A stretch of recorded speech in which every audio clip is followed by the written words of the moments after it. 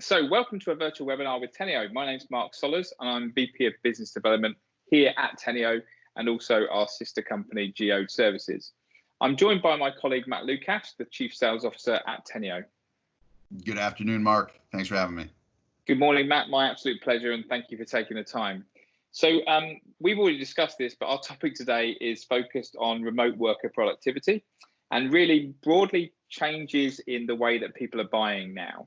How companies are supporting an application-centric world and how some organizations are even changing the way they approach and manage that change.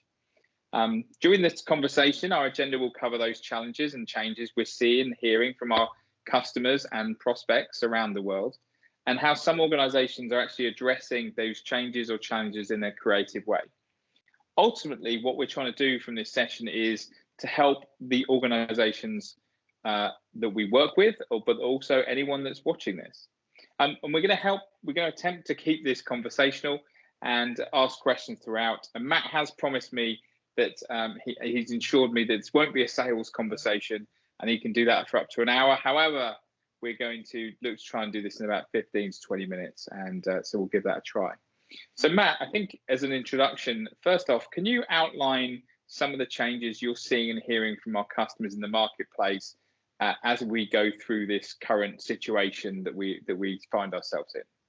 Sure thing, Marc, and I'll keep it brief and non-salesy, I promise. So what we're seeing really around the globe in businesses is initially there was a sort of fire, if you will, and response to the changes that we've seen in the marketplace, and everybody sort of went out to make sure that, hey, we can keep the lights on, we can operate, we can try and support our workforce and our revenue generation and our business's goals in the short term as we kind of work through the uncertainty that lies ahead. Along with that came a lot of fear, uncertainty, and doubt. So I think, from a marketing message perspective, you saw a lot of that on LinkedIn, on social media, on even articles and blogs that people were putting out there. And I think a lot of that initial fear or more emergency response is starting to transition. So when I talk to my peers or I talk to prospects or clients, businesses in general, partners, what we're seeing and hearing a lot is that organizations are now trying to plan for the future and plan for what may become the new normal, or at least the new normal for the next 12, 24 months of really how do we optimize our business to take advantage of some of these remote worker benefits? How do we ensure our viability and really ensure that we can continue to grow as a business? A few anecdotes, right? I saw an article about the airline industry talking about it being, 2, 3, 5 years before they think they'll recover back to their state prior to COVID-19, just from a travel perspective. Wow.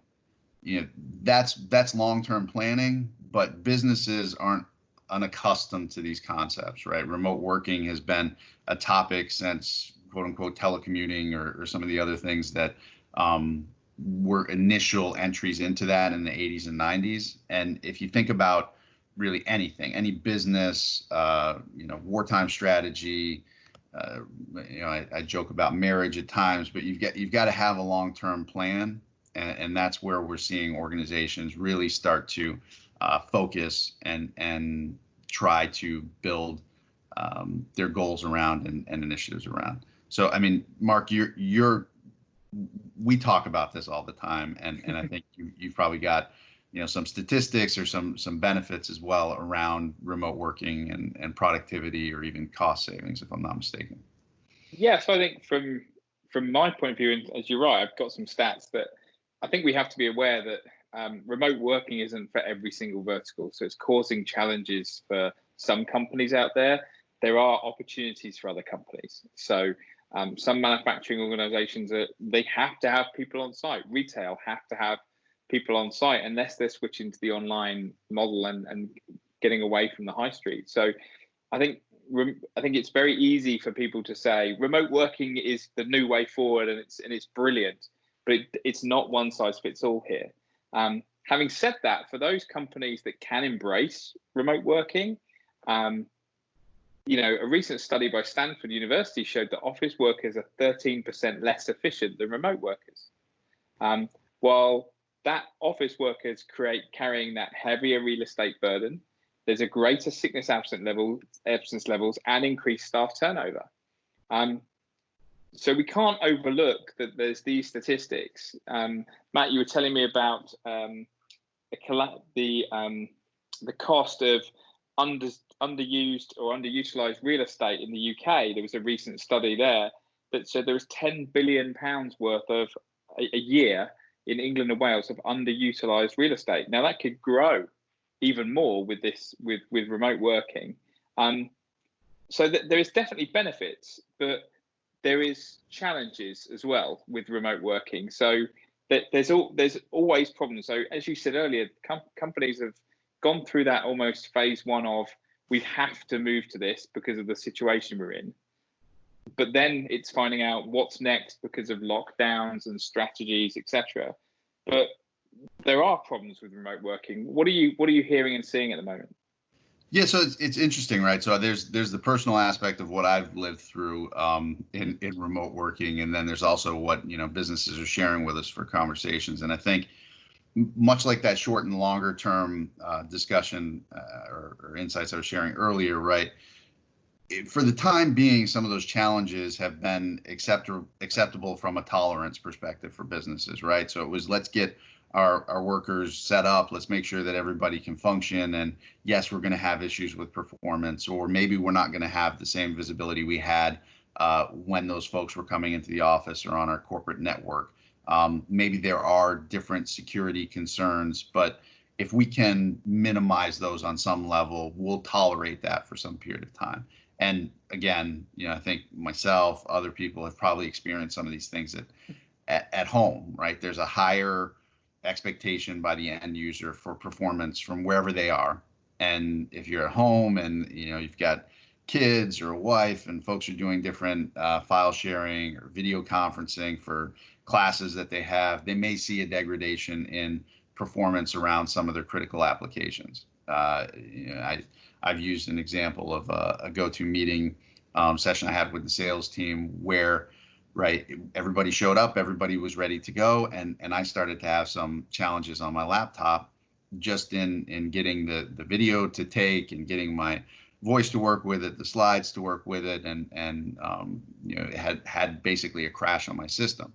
And organizations who have good visibility into that can identify, right, is it that application? Is it that laptop? Is it potentially Wi-Fi? Are there other challenges in the cloud or elsewhere that are causing those performance issues? Some organizations are looking at, right, the next layer of how do we ensure the performance? So not only from a visibility perspective, how do we have the visibility to do it, but how do we ensure that our critical apps are optimizing at the top level, and that end user experience isn't impacted, and then also kind of how do you wrap security around that? So I think, you look at bandwidth, you look at the systems themselves, you look at the critical applications, integration with the cloud, all these different things, and really spike in demand across the board for all of those areas.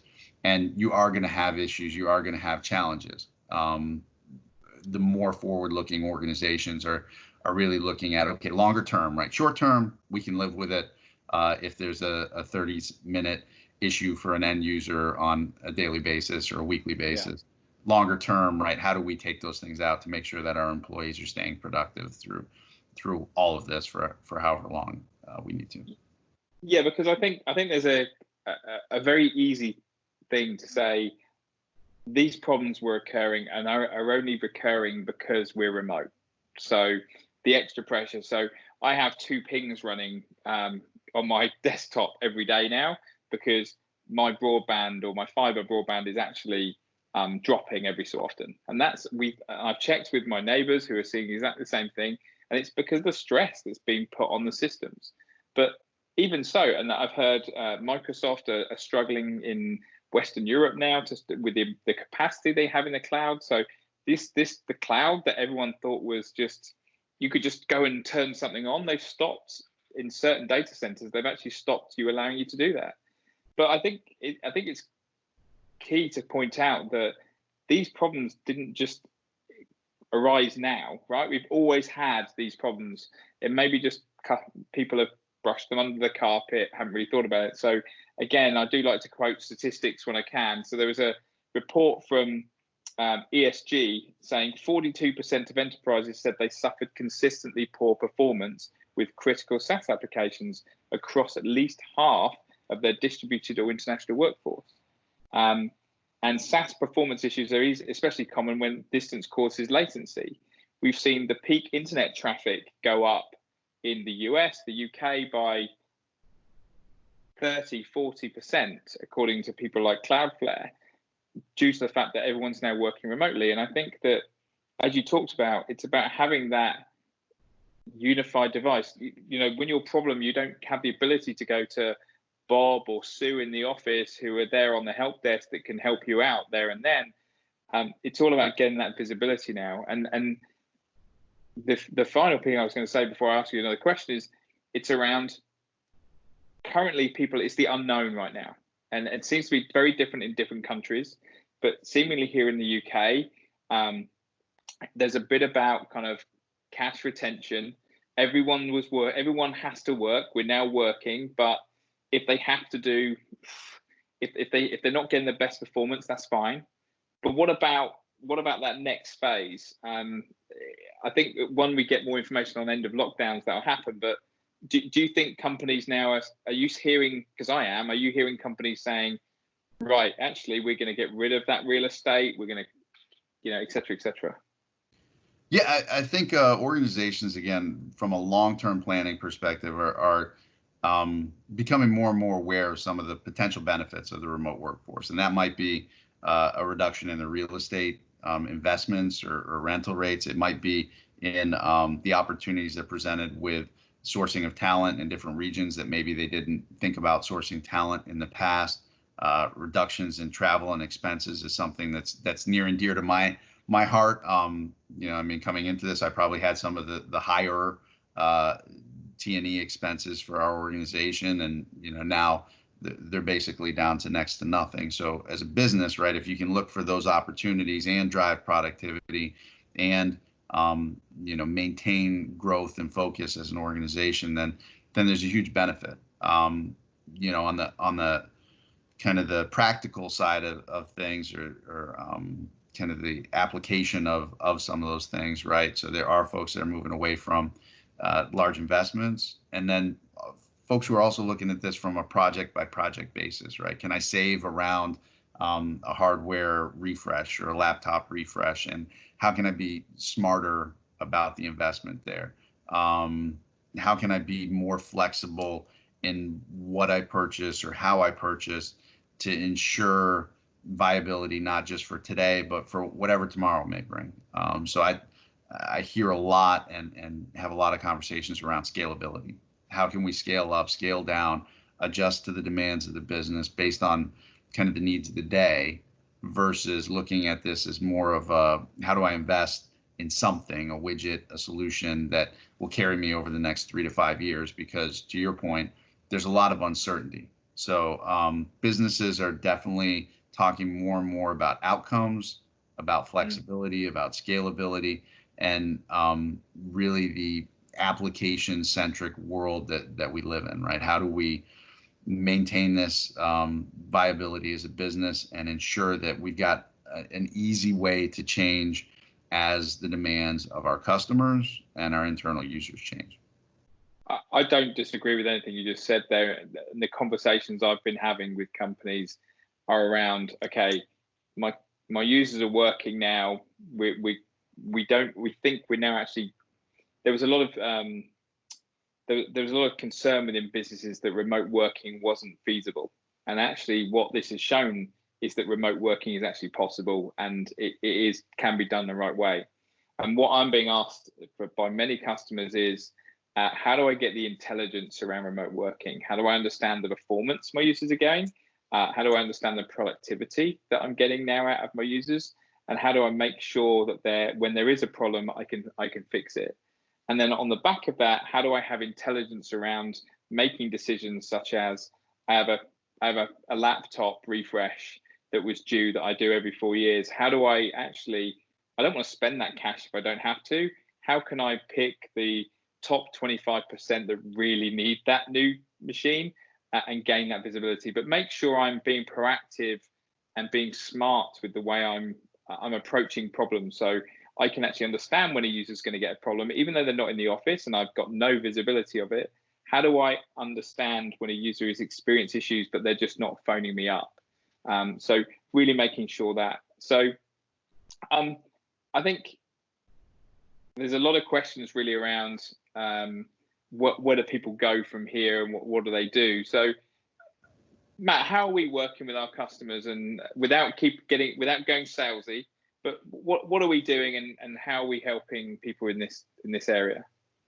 Yeah, so I think in a few ways, right? So one is we're definitely having a lot of conversations, and I say that because I personally, and I won't say I came up with this, but I heard it the other day and I've kind of taken it to heart. But I personally believe that physical distancing shouldn't mean social isolation. So we're trying to engage with all of our customers, with all of our businesses that have a need or interest in what we do, and just have conversations, because I think we've got to, get through this together and socially stay connected. So that's more philosophical, right? On a practical basis.